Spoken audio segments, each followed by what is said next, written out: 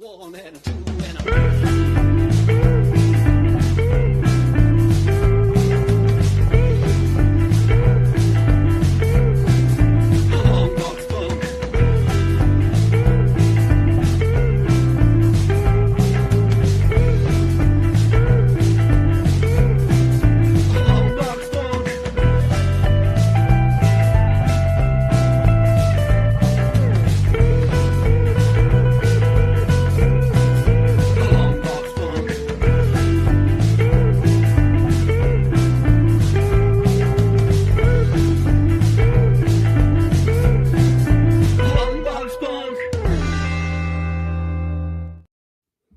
And just like that, it is Monday, and we are here on a brand new live stream, feeling very warm and snuggly on this just freaking cold Midwestern Monday evening. Welcome to Longbox Funk. I'm Chris, I'm the punk, and I am stoked to have, how long have we been trying to get you on? Is it like 3-4 months now? It's been a few months because I waited and didn't respond to the initial request for scheduling fast enough, and I was like, oh, I guess November will work too. So November, here glad to be here. I've got Russ Dugger, aka known on the internet as Doodlehoff. Now, is that like, do you do a really good Hasselhoff impression? Like, do you just draw in slow-mo as you're walking or something? Here's the secret. I can only draw when somebody is behind me and guiding my hand. That's the only way that I can draw. Perfect. Do you get rad ideas from your car? Like, does your car tell you what to do? Are you a really big deal in Germany? It's stupid how many fun facts I know about. That's a good way to start. I think it's fun. So hey, here we are. I'm completely sidetracked thinking now about David Hasselhoff and just like, how was it happens to the best of us. Like, why was he every woman's obsession for whenever that was? Like, I don't understand. I've seen the pinups. I can kind of get it. Really? little bit. Okay. I can kind of get it. All right. I mean, I guess I was more the Burt Reynolds back in the day, because he just for sure chiseled and like had that stash, and I can't do the stash. Like part of this, yes, I only shave my lips, but also it's because it comes in and it's like super blonde and thin and it looks patchy, and I'm like, I'm not 15 trying to grow my first mustache, but it forever looks like that, so I just shave it because it doesn't look good for 100% get that. I was always able to grow the beard, but it wasn't until like, I don't know, mid-20s, like late 20s, that my mustache finally started to fill in. Okay. So I was doing the chin strap for a good long while as well. So yeah, I had a chop off with one of the audio engineers in college at the radio station I was working at, because we both shaved on Halloween, and then we're gonna do the no shave November thing, and it then became like, well, we're both already here. Go till Christmas, and so we went till Christmas, and then we went to New Year's, and then I caved and I shaved, and he kept going, and then ended up with like this crazy Civil War. He kept shaving his chin, but he just had the Civil War like bushes on the side of his face. Anyway, Bob McCloy, if you're out there, I hope you're doing well, my friend. But that's not what we're here to talk about, Russ. We're here to talk about comics. We're here to talk about Ninja. Also, grammatically speaking, is it ninja or ninjas? Like with the I think both are correct when I was looking it up, because I do use ninja as plural on the final page of the comic. Okay. And initially I had done it because it sounded right to me, but I looked it up, and at least to my memory, it's kind of an either or is accepted. Perfect. Because I was thinking through that, like, well, okay, so what if we took Happy Feet and made all of them ninja? And then I was like, wait, is that right? Is it make all of them ninjas? I know my mom would know. She was a speech and language pathologist person. So like, I grew up always being told the correct way to say everything all the time, which was super healthy for me. But yeah, okay, cool. So it's interchangeable. That's not confusing at all. I love that Not at all. floss. So we're going to talk about Ninja Penguin, which is your comic. We're going to get there, but first, No worries. or I guess like seventh now, and we're only like 5 minutes in. What's your origin story? Like, how did you get into comics? I know the dedication in Ninja Penguin was to your 8th grade self for drawing penguins with masks on. So like, does this go back to 8th grade? Tell me how all of this came about. Yeah, sure. So, I think that I was a fan of comics from as early as I remember. Mainly, I think the first thing that got me into it was my grandparents sending me the Archie digests. Yeah. Okay. So I was big into Archie. I honestly blame Archie for my still love for like romance manga. Yeah. I think that there's some crossover there. But yeah, I my earliest memory of like making comics was in middle school. And the two that I made these little Ninja Penguin like 2-pagers that I had found recently, which was kind of the impetus for creating making the new comic Ninja Penguin. But the other comic that I made was just these like little 1-panel sort of like comics of just a stress toy. So like the old stress toy that you'd squeeze and the eyes would pop out. Yeah. But it would be the stress toy being squeezed by different characters or people. So like one of them was the one that I remember is Frankenstein's monster squeezing it and just like blowing up, and then like there'd be a little thought bubble from the stress toy reacting to whoever was squeezing it. And yeah, those were kind of the earliest comics that I made. After that, I fell kind of from comics and mostly just drew illustrations, just cartooning for the sake of drawing the pictures. Sure. And then that was kind of it for most of like high school, college. It wasn't until like, I don't know, 2016, honestly, that I started making little slice of life comics and things like that and posting them on Instagram. And so much more shorter form, maybe like 4 panels tops, little gag comics. And so yeah, that was pretty much my my pedigree for comics creation until I started going to some like meetups and stuff in Minneapolis, and met some really cool people, Brandon DePillis being one of them. Yep. Jeff DeMars being another one. I made sure to have a thanks for both of them in my comic too, because they were the real rah-rahs about it, pushing me to kind of go forward with it. So, meeting people that were doing it, and seeing, kind of getting excited for them and getting excited about the idea of maybe I can do this too.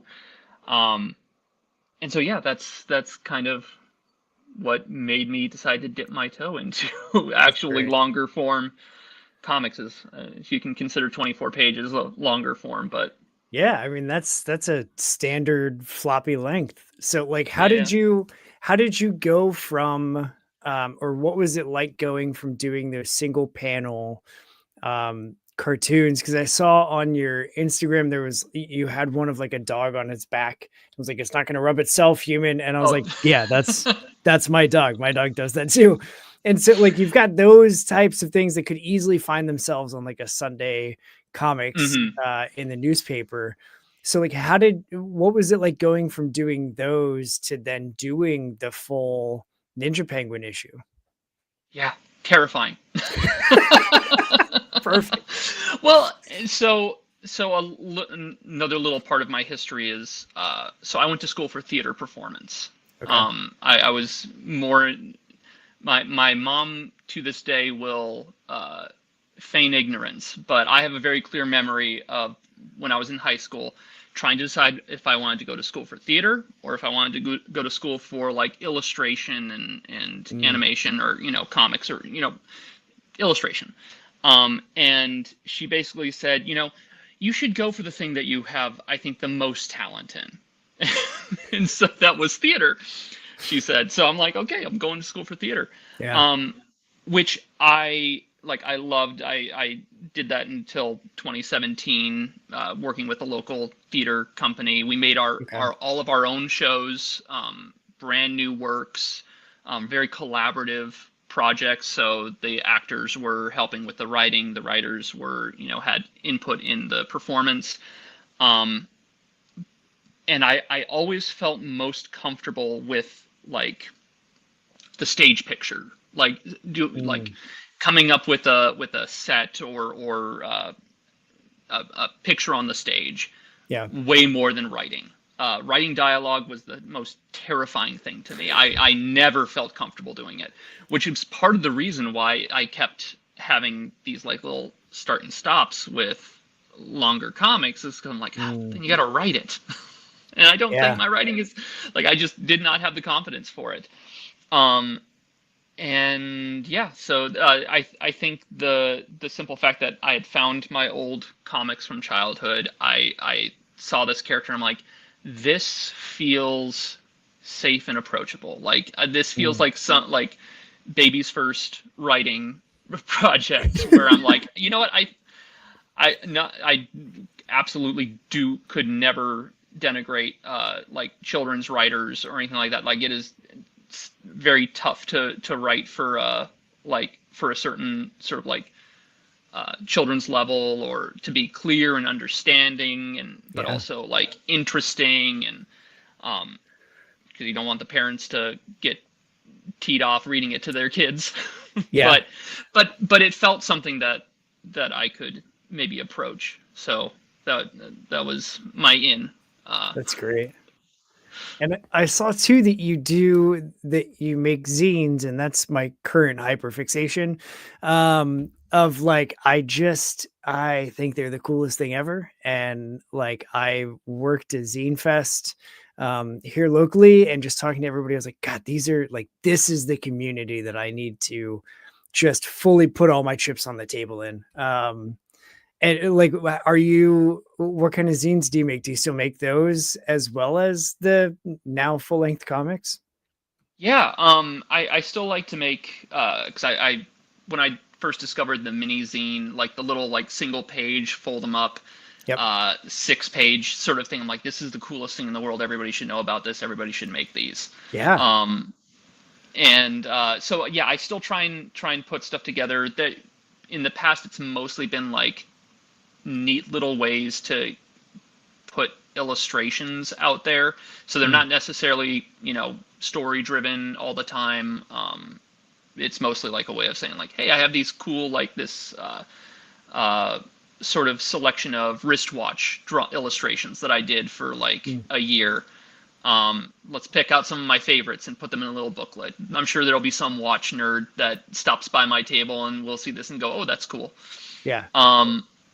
Right now I'm working on one of my favorite drawing exercises is just like where you put blobs on a page, and then you kind of like figure out what that, draw the creature or the character out of it. Yeah. So I'm making a little mini zine of just a bunch of those exercises. I just filled a page with blobs, and now I'm just going through and every day trying to, knock one out, or so hopefully I'll have that one done in time for whatever next Zine Fest I'm able to get into. Yeah, that's awesome. Yeah, I love just how diverse all of the zines can be. Like some of them are autobiographical, some of them are literally like, oh, I took a bunch of pictures when I went on vacation, and like there it is. And some of them are collected just sketchbooks, basically. Like the weird, wild, and wacky that you can do with zines, I'm here for all of it. And I just like, when I was working at Fest, I stayed up front, like greeting people because I was like volunteering for the thing. And the guy running it was like, have you had a chance to walk around yet? I was like, no. And my wallet's better for that, because like, I'm just going to spend everything. And he was like, no, you gotta go walk around. Like I know you want to. And I was like, okay, fine. I came back with a stack of stuff. And I was just like, okay, I'm back. And he was like, holy crap, you were gone for like 25 minutes. I was like, this is why I was staying up here. I warned you, didn't I warn you? Yeah. And then of course he was like, that's a good looking, you got some good stuff. And I was like, I thought so. Oh, that's awesome. It's just like, for me, I remember I like accidentally found zines when I was in college. Mm-hmm. And there's a reason that it feels very easy to talk to you, because I'm also a former theater nerd. And I went to college for theater. I did theater all through high school. Like, that's where I found my voice, not the voice that other people said that I should have. And it was all through theater stuff. So I was going to college for theater because that's what you do. And it was at Wright State University, which is like, well, at the time, so 21 years ago, was the most handicap accessible university in the nation, because they have tunnels that are open for students that connect every single building. So even when it's snowy and icy and garbage outside, everybody's using the tunnels. And so like, I was just on campus and killing time between classes, and I was just exploring the tunnels, and I found, I think I like stumbled into an alternate dimension, because I was never able to find it again. But I found like a whole metal bookshelf of just books that it just said like, hey, if you want a book, just take it, it's yours.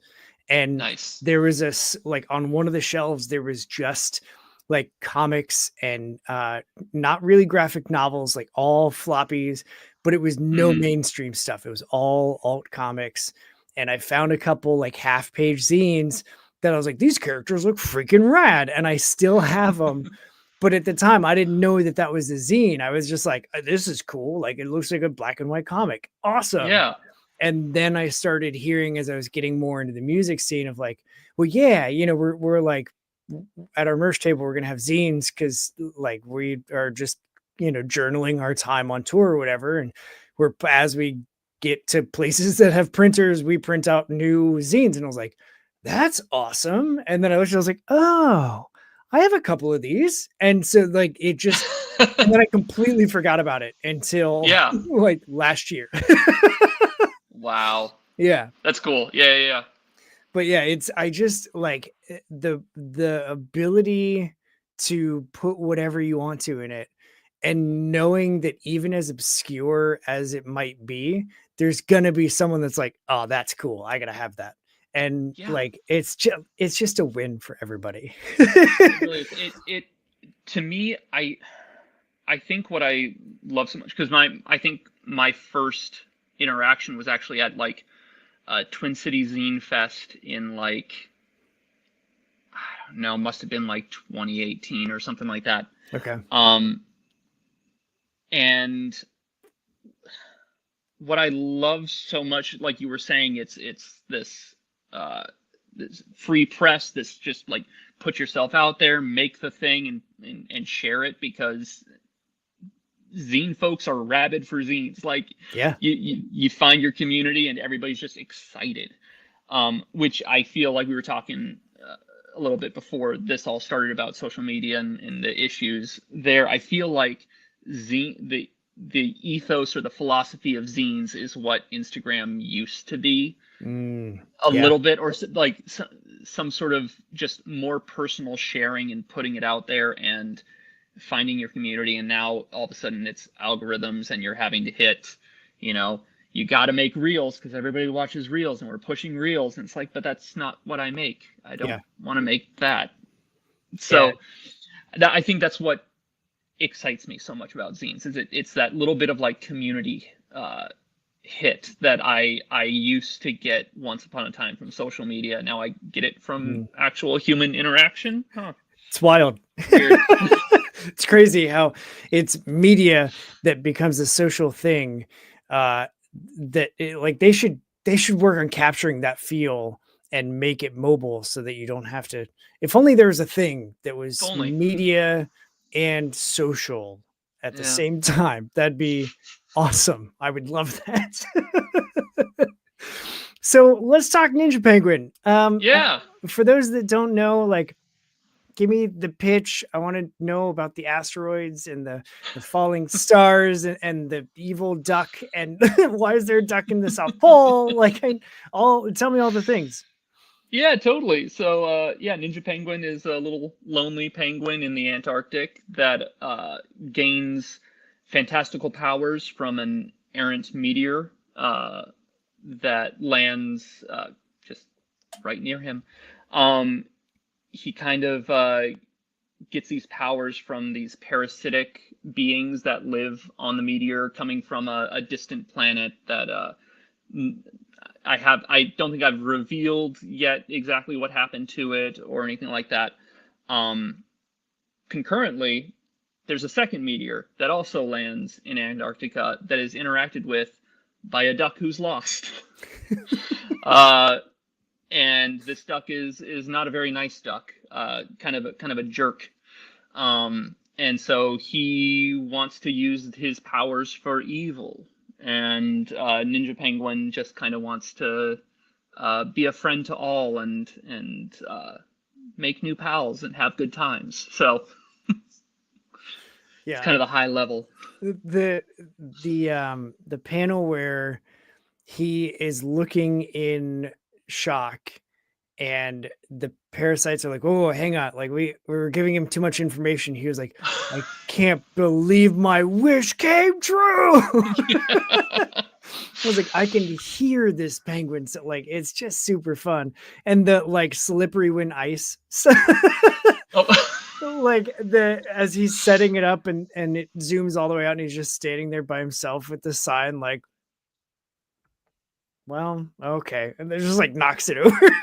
Yeah, just wants to be helpful, but there's nobody around him to be helpful for. And so it's like, where can all this good intention go? Yeah.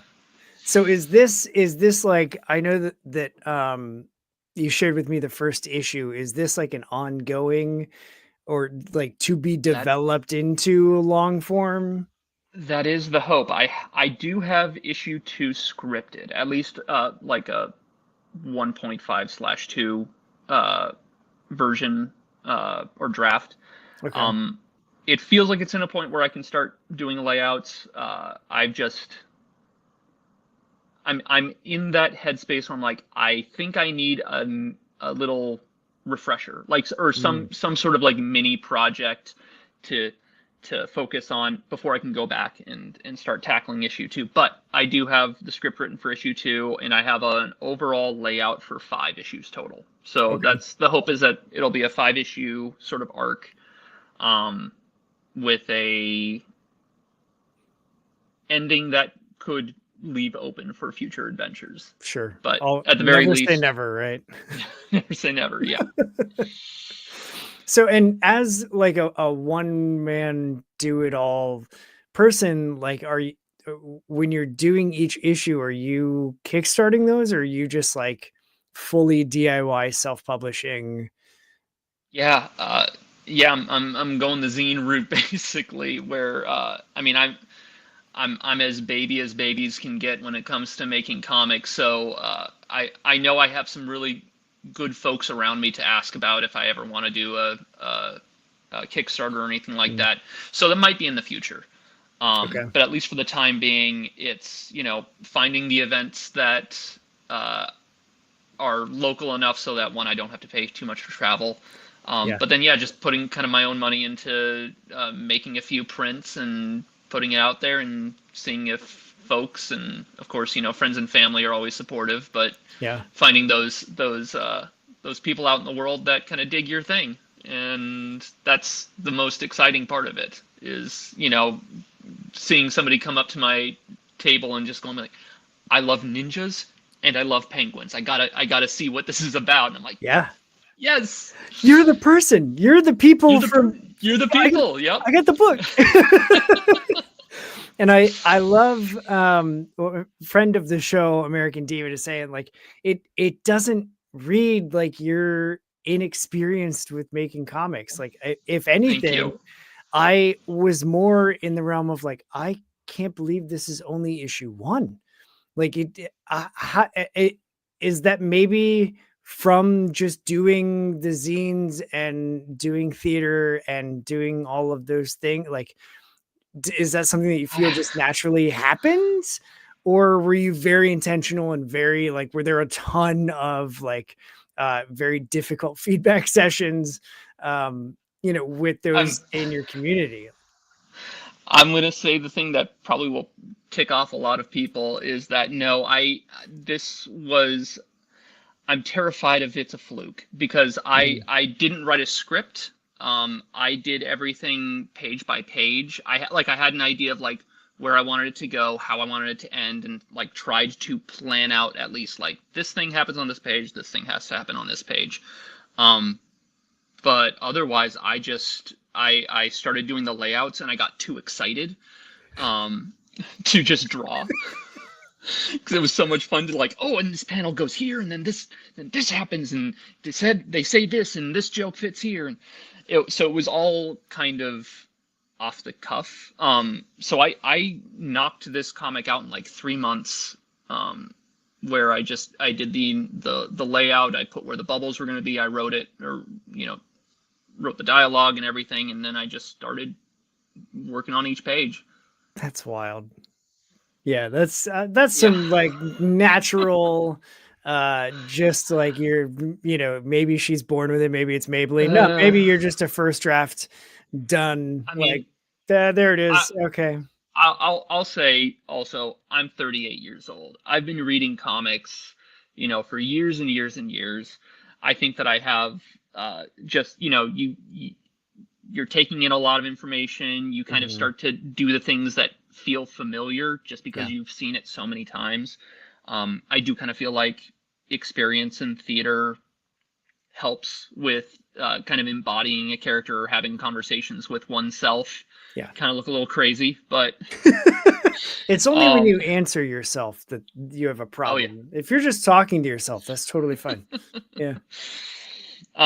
So yeah, I have a good healthy dose of that Midwest humbleness. Like I don't want to step too far out of my lane and acknowledge like how early I am in my journey. But I seriously, I do appreciate what you've said, and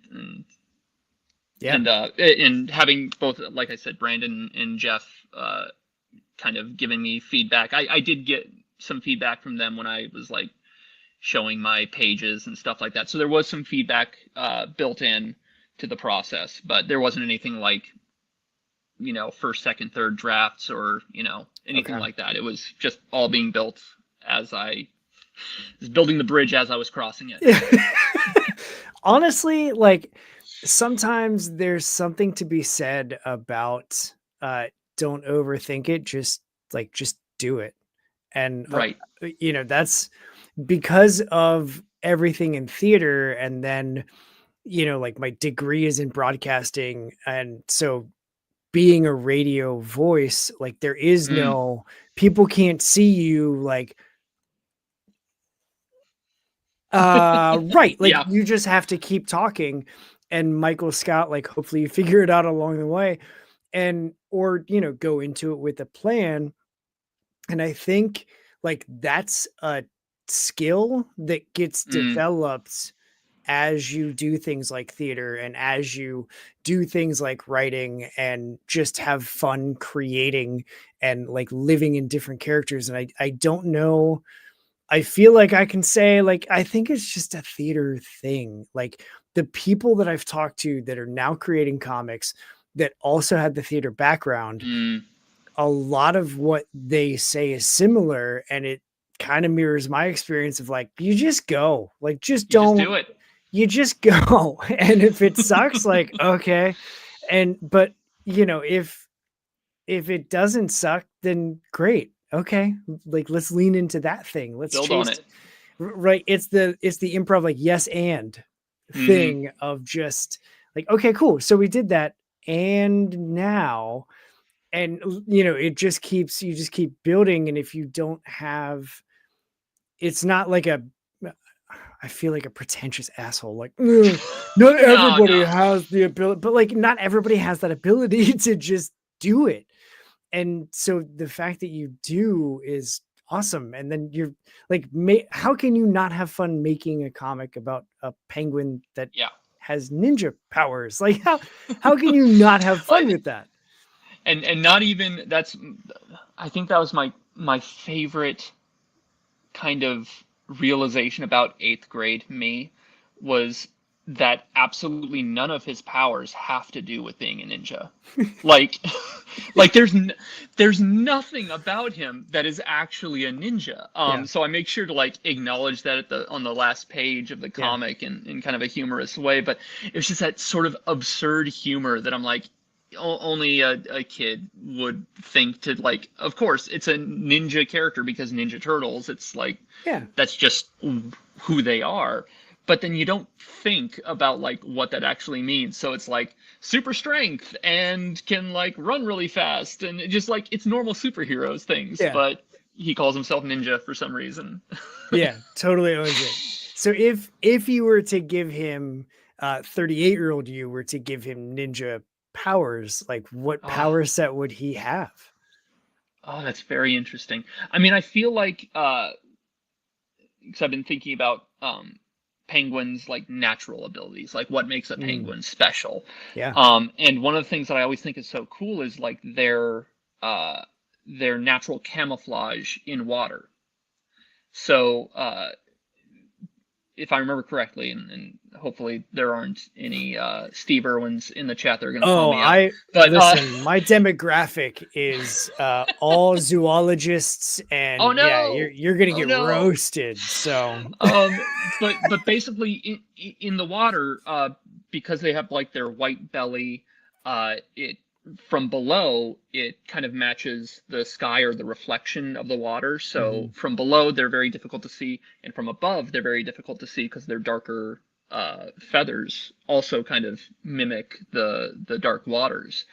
So I think there is some like stealth-based sort of possibilities for Ninja Penguin. If you were to have like actual ninja abilities, he might be a stealth expert. Are you gonna do like an old man penguin? That's not right. And we're like, he's just developed do the time jump that Marvel always loves to do with all of their characters. And like, why do we need old man Star-Lord? Why did we need that, Marvel? Old man Logan, absolutely. Give me all of that, please. But like, old man Star-Lord, what are we doing? And maybe it's just because I'm not crazy about that character, but I was like, okay, I get Logan, I get Hawkeye, kinda.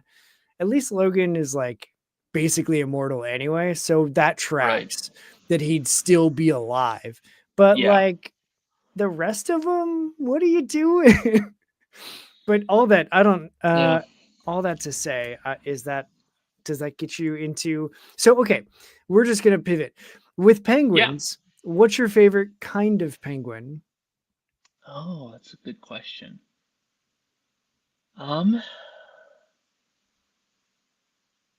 There's I'm blanking on the name of it, but it's the one with like the really funky eyebrows. Yeah, those are is that hopper penguins? What's the that's also does it start with an M? Penguin with funky eyebrows. I don't listen. I always thought they were goofy looking.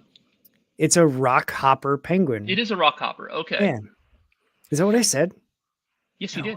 No way. I know penguins. Hold it out. It's only okay. So it's only because I am a huge Robin Williams fan. And so when he did the voice of Lovelace in Happy Feet, I was like, this is fantastic. I love those penguins anyway, because I just think like the old man eyebrows are so funny. Yes. And he leaned into just man, like everybody like revered him as this wise elder, and he is just a smarmy, like crazy person.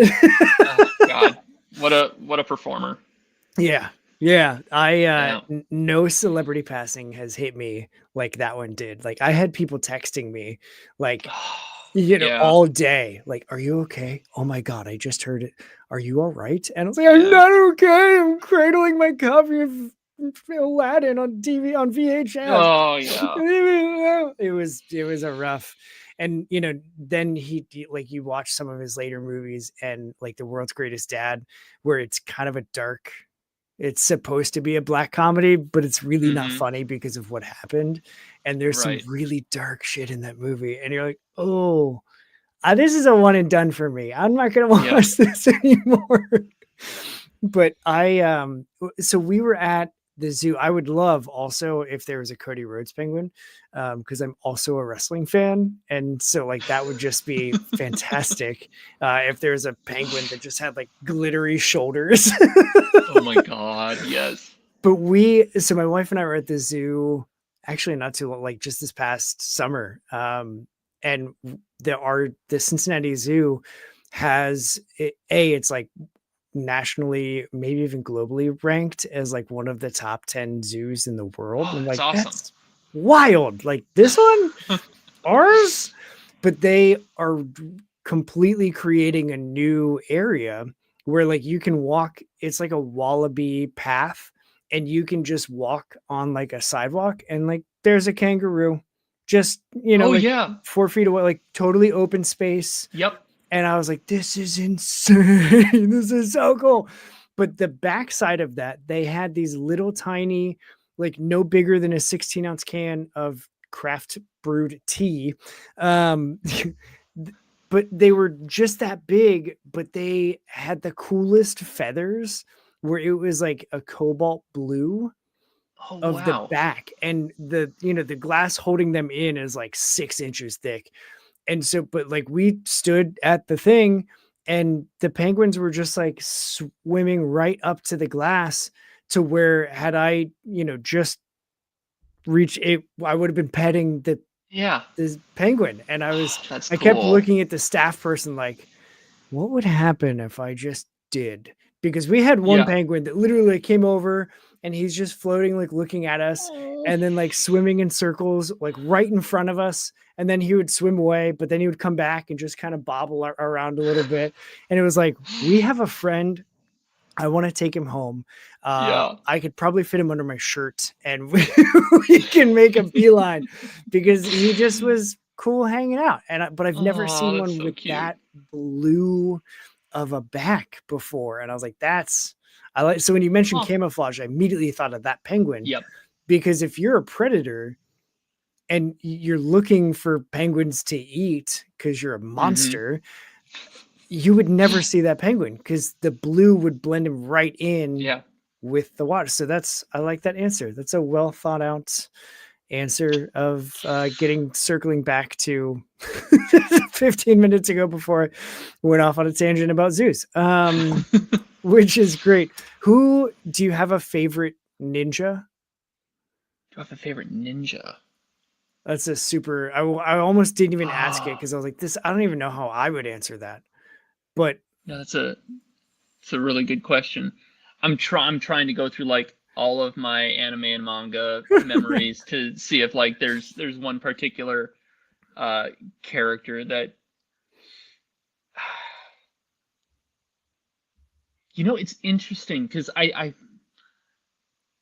think it would have to be one of the Ninja Turtles, honestly. Like that's where if I'm really thinking about like how like what I grew up with, I was absolutely obsessed. I had all the toys. Did you have the blimp that dropped the bombs when you pull the trigger? I didn't have the blimp, but I did have Shredder's like car. Ooh, okay. So it had like it was so cool. It had like I don't even know. I'm not a car guy, so but it was like one of those ones that had like the fins on the back, like very retro. Okay. Cool. And it's like purple and black. Yeah. And the only memory that I have is my dad helped me do like a stop motion like little mini movie of the car driving in and like stopping and the doors opening and everybody getting into the car and then it driving off. That's awesome. So That's somewhere. Yeah, it was really cool. You should I had that absolutely one. find that. Yeah, and Post it on your non-existent social media. yeah, exactly. But then if I know that I was a Donatello girly growing up. Like Donatello was my favorite. Mm-hmm. I think even then I identified as a nerd, so I was like, yeah, the science guy. Mm-hmm. But I think the more I grew up, the more I really enjoyed Michelangelo. I was a Donnie fan that grew up into a party guy lover. Okay. See, I also love Donatello. I keep looking up because I literally have a TMNT, like the movie poster from 1989 that I won by popping a balloon with a dart Oh, at a nice. thing in like 91 or something. Yeah. And I have no idea how, but that's the one thing that I have kept like with me through my entire life is that poster. And now I have it hanging here because I was like, I don't know where the hell to put this. Yeah, sure. But yeah, I loved Donatello because purple, but also because he was the smart one and I wanted to be the smart one. And so I was like, well, he's smart. But then I grew up and I grew into an appreciation for Leonardo because fair. He had to corral his idiot brothers. Like they're just being like he was the one that had to be the stepping stone between Master Sensei of Splinter and just the like complete idiotic teenagers of his three brothers. And so that's like, as I've gotten older, I'm like, oh yeah, it is a pain in the ass wrangling people. But I love video games coming into it. Yeah. Because I never got past really like Sega Genesis. If it's not a cartridge that I can pull out and blow on to fix, I didn't play it. But that means I miss like a lot of I was never good at fighting games. I'm just a button masher. But if you give me Turtles in Time 3, I will absolutely beat that whole game in like 36 minutes. Not that I've timed it with my buddy, but we definitely did, and we beat it in 36 minutes. See, my one, I'm the same with fighting games. I bounce off them so quickly, except for Teenage Mutant Ninja Turtles Tournament Fighters for the SNES. Okay. I loved that game. And yeah, that was an awesome fighting game. Very like, I don't know if they used the same sort of build as Street Fighter, but it had that like very similar feel. Yeah. But Donatello had the best attacks because he would like take his bow staff and just like almost like cheerleader like rotate it. It gave him insane reach. So you would just anytime somebody would come in at you, just that's fantastic. Just spamming it. That's all I do with fighting games is I find one move. That's why anytime I'm about to get shamed everywhere. I won't even say it. I always pick Zangief because I know how to do his spinning 360 pile driver. And so I just immediately charge into him walking forward, and I beat a guy, my brother-in-law's buddy. He's never gonna watch it. He's an asshole. He's very egotistical and like he owned, obviously, like we were over at his house, so it's his system, it's his games, and he was just destroying everybody, having a great time, and everybody else was like, "Yeah, it's super fun, dude. Thanks." Yeah. Like, you want to let somebody else have a turn and not just annihilate all of us? Like, you loser playing this all the time, and you're over 40. And you're excited that you're beating people that haven't played video games in 30 years. Awesome. Like, good for you, bro. But I chose Zangief and I beat him because I just kept doing the 360 pile driver. He got so pissed. He threw the controller and like got up and he was like, everybody needs to leave, and literally kicked all of us out of his house. I was like, sorry to ruin your fun, guys. But like, see, that's using your power for good. Yeah. I was using your power for good. I know how to, if I can continuously land these, I'm going to take him out and it's going to be Yeah. awesome. He was so pissed. My sister randomly will be like, remember that time that you just so destroyed him with Zangief? I'm like, yeah, I do. Actually, I do. Yeah, I put him in his place. And then he made us leave and we left. So now great. that we've covered all the things, so you've got Ninja Penguin, you're doing zines. Do you, because Ninja Penguin is like an all ages, anybody can read it and have fun with it. Do you like, is that a realm that you want to stay in with what you're doing? It's always been a realm that I really admired. So like, I know that honestly, before I ever wanted to make comics, one of like my dreams was to do like a children's book. Okay. Which I have a little character that I would love to make something out of them. It's this little like bat character named Bruno Bat. Honestly, looks very similar to if anybody remembers Eureka's Castle. Yeah, I meant to do that. Yeah, Batley. Definitely inspired by like his steez, but just this very cute little bat character that I made. I've definitely posted some stuff of them on Instagram, but I would love to make something with them. Whether or not that's if I decide to go the route of like a children's book, or if I decide to pivot now and turn it into a comic of some kind. I have another idea that I'm still mulling over. It's actually it's a horror comic based off of a play that I helped create back in my theater days. It was an idea that I had kind of created, and then with the theater group that I was with, it was called Savage Umbrella.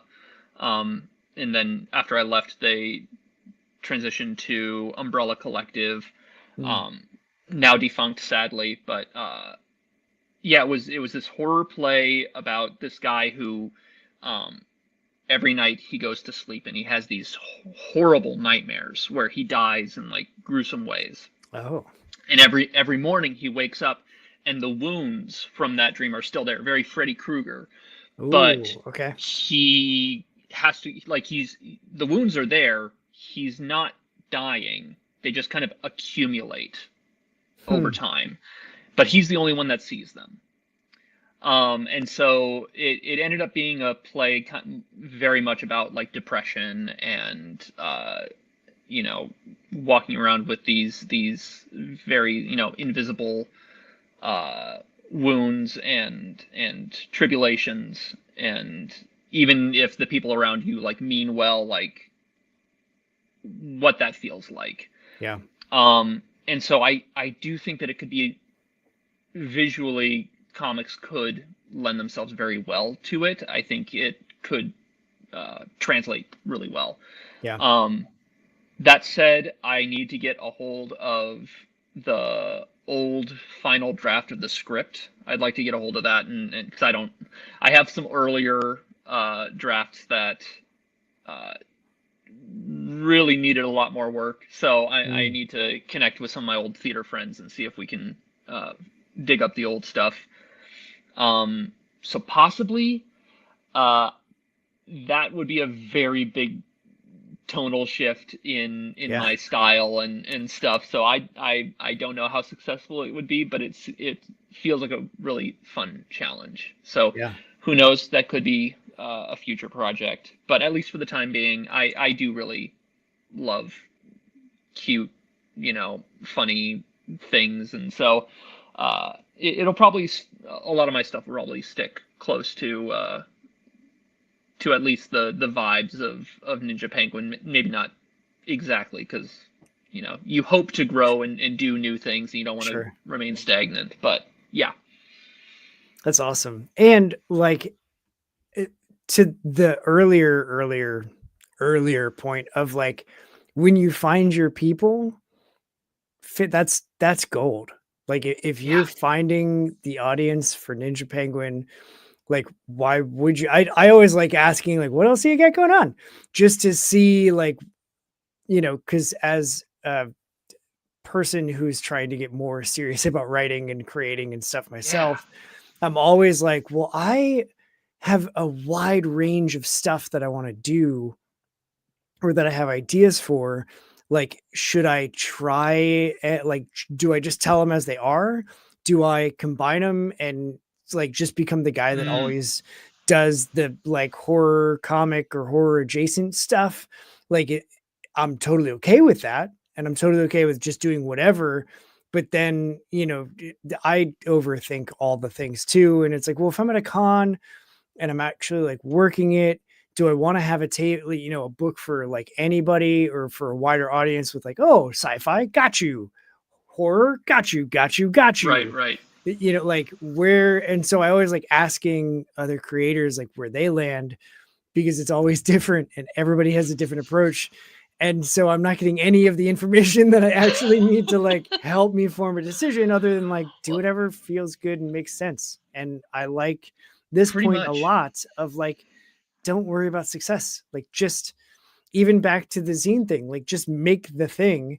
And I read, I think it was on Substack, somebody was saying like, even if all you do is draw stick figures and you're telling a story with stick figures, make them the best damn stick figures you can. And like, that's still better than anything that you would be taking a cheap route out of and like doing something with AI. So don't do that. XKCD is still around. Like, yeah, like it's so easy to do really bad art. Like, just pull up MS Paint. Who cares? Just like, do it. Just make the thing. And so then, as much as I say that, I guess I should listen to my own advice and stop overthinking stuff and just make it. Because if I've got this story, I'm just realizing all of this out loud right now. So thanks for coming to my therapy session. And how does that make you feel? It makes me feel really overwhelmed, because then that means that like I need to flesh out all of the ideas that I've had. And I have a huge doc of ideas that I've been writing down for years of like, eventually I'd like to write that into a thing. And now that I'm like, no, I'm making 2026, I'm focusing on making my stuff and writing more and being serious about it and getting it out there. And now it's like, oh God, that's good. Okay. Now it's time to put the I don't know what's the pedal to the metal. Yeah, that's one of them. The pedal to the metal. Isn't there like a rubber, like with the rubber to the pavement or something? Yeah, that's it. I'm really bad at these. And then I watch like Home Improvement, and Tim just messes up all of them. And I'm like, God, I have grown into Tim Taylor. Like, that's who I am now. Is this guy that just ruins everything that he learns, but is always talking to smarter people, and then he just can't replicate. That's me.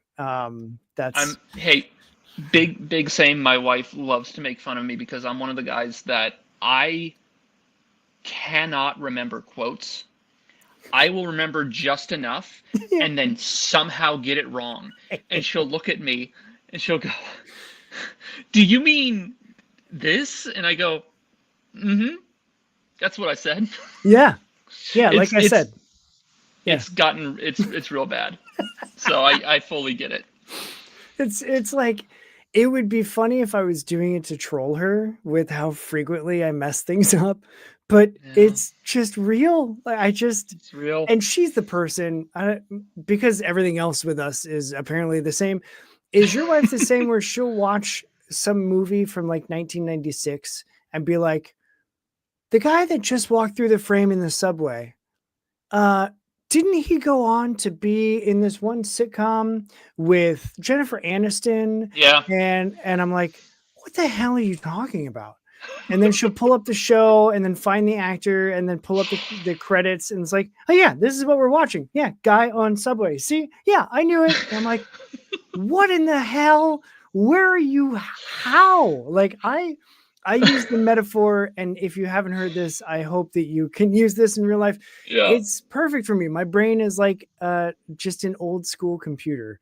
I only have so much room on my hard disk that like every night I just need to defrag, and just if it's not pertinent to my daily life, I just wipe it. And yet I could tell you that it's a rock skipper penguin. Like, why do I remember that? Or rock hopper? Why do? Yeah. No idea. No idea. I can still sing every word for Weird Al's Bad Hair Day album. I don't need that every day, but I know it and I could do it. But you know it. But I couldn't tell you her mom's birthday. I don't know that day. I had to come up with a song to memorize my own phone number. My own cell number. To this day, I still, if somebody asks my number, I have to open that little lockbox in my brain and kind of sing it to myself before I can answer. That's is that word association? What's the grammar trick? Like chunking data, where you gotta. Yeah. My mom would teach me music for my multiplication tables too when I was growing up, because I sucked at math. So it'd be 3, 6, 9, 12, 3, 6, 9, 12, 15, 18, 21, 15, 18, 21, 24, 27, 30 sort of thing. Okay. And so you'd see me taking tests in elementary school and just kind of like stop and have to sing to myself. That one was terrible too, because the melody is one where it has a call and response. Yeah. So you can't just like sing. You have to do 3, 6, 9, 12, 3, 6, 9, 12, 15, 18, 21. That's 15, 18, 21. Slows everything down. Is that that's Frere Jacques, right? Frere Jacques, yep. Do re mi, or no, don't. That's French, right? Yeah, like that's a French song. Dormez-vous. That's it. Yeah. Yeah, I was like, I know this too. I took German. Wait a second. I see. My grandparents are French Canadian, and so like my, all of my grandparents on my mom's side are all called French names. So like Meme and Pepe, and then I never knew my grand Meme, but like now even my daughter calls my mom Meme and my stepdad Pepe, and like her boyfriend's trying to figure it out, and it's really funny seeing over text him try to figure out how the hell to spell these words. And it's like, dude, you're not going to get it. It's French. Like you have to have the accent aigu, and if you don't, then it's just meme, and that's not meme and pee, and that's not what we're going for. So just funny. Yeah, as soon as you started, I was like, wait a second, I know this song. That's so good. I don't have any other notes. Who cares? This is why, wow, what a transition that I just ruined. This is why I love doing this show, because I get to talk to people that I end up finding all of these similarities with. And all credit goes to Brandon DePillis for saying, hey, you should talk to Russ, because here we are and having a great time. So thanks, Brandon. You're the best. Thanks, Brandon. And stop making shirts that I have to own, because I can't keep buying more shirts. Right? Like I bought the first really cool 2 ones. And I was like, dude, I can't keep doing. I have the Autolice one and now the drip one, and I'm like, dude, I have too many shirts. I've got my own shirts and all my wrestling. It's too much stuff. But what I don't have enough of are friends with diverse backgrounds that are coming on this show. But the ones that do come on, I fully recognize. I'm trying to force this into a transition. Got this. Peek behind the curtain. Yes, and. But I do love all of the people that come on the show, because I know that we're not in the same place. We didn't grow up in the same house. We didn't have the same experiences, and yet we all have the same shared love for comics. So to lean into that, I like to end every episode with just turning the floor over to my guest and saying, hey, if there's something you want people to hear from you in your voice, this is the time and the place and the platform to do it. It could be like, hey, rockhoppers are the best species of penguin, and here's why. It could be a sales pitch for like, yeah, just buy my book and go see me at a con and buy my stuff. It doesn't matter to me what the content is. I just want to make sure that you've got some space to share whatever you want people to hear directly from you. So I will stop talking, drink my tea, and you, my friend, can take the floor. Awesome. The thing that came to mind actually was just talking about how sometimes you just have to do the thing. Like, it's great that you can sit and spin your wheels and think about like what it could be, but at some point you have to like just take that first step, and it's always scary. But one of my all-time favorite quotes is from playwright Samuel Beckett. Yeah. And the quote is, if I remember correctly, ever tried, ever failed. No matter, try again, fail better. And just the try again, fail better is something that I've tried to, like, I tried to internalize that when I did theater, because you'd go up on stage, you'd try something new, the director would go, not quite. That's fine. Let it go, do the next thing, change it up, make it better. Or fail again, it's fine. But the important thing is that you're trying. Yeah. And so, I think that's just as important in almost any other aspect of life. And comics can just as equally, benefit from that sort of thinking. So it's like, just put the pen to paper and see what comes out. And you can always, there's that sunk cost fallacy, of course, but it's like you can always do it again. You don't have to show it until you're ready. Just keep working at it. And God bless the digital art, because I think that also entirely removes that sort of sunk cost fallacy.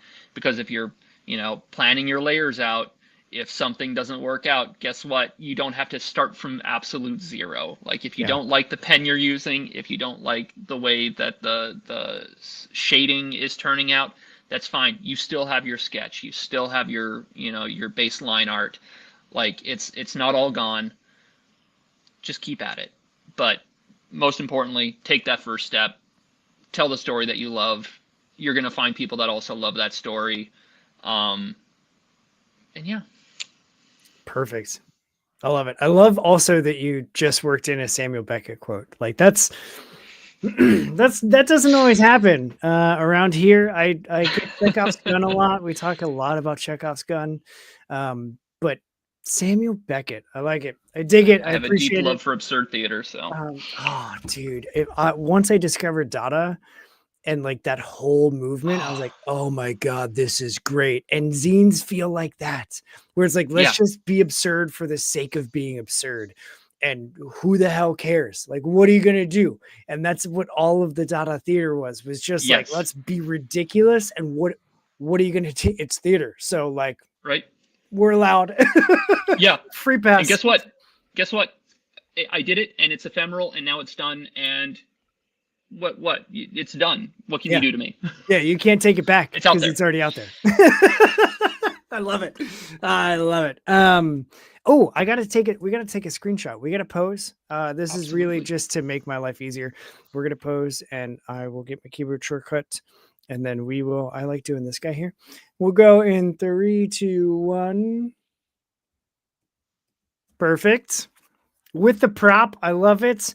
Russ, this was a ton of fun, man. I appreciate you hanging out with me on a Monday in November when it's snowy and gross and cold outside. What better way to stay warm than make new friends? So I really appreciate you having me on here. That's right. Yeah, no, this worked out really well. And again, mad props to Brandon for knowing that this was going to work well for us to hang out. Hang tight. I've got some logistics for you. Let's do one. That's a good point. What would your ninja pose be? Ooh, see, I would just do this. Perfect. I took that one too. I'll probably use that one actually, because it's fun. So, and also like get in touch with American Demon, because he also does podcast focusing on art. So you could talk a whole lot about art on his show as well. So boom, we're making connections and friends and all the things. I'll make sure that you two get connected, and it'll be a good time. And then I'll show up and I'll just be the chat on that show as long as I can. And I'm not doing something else. So thanks for hanging out on a Monday. Austin, keeping us busy in the chat. I appreciate you, my friend, and to go do what's good for you and read some indie comics, because we are out of here.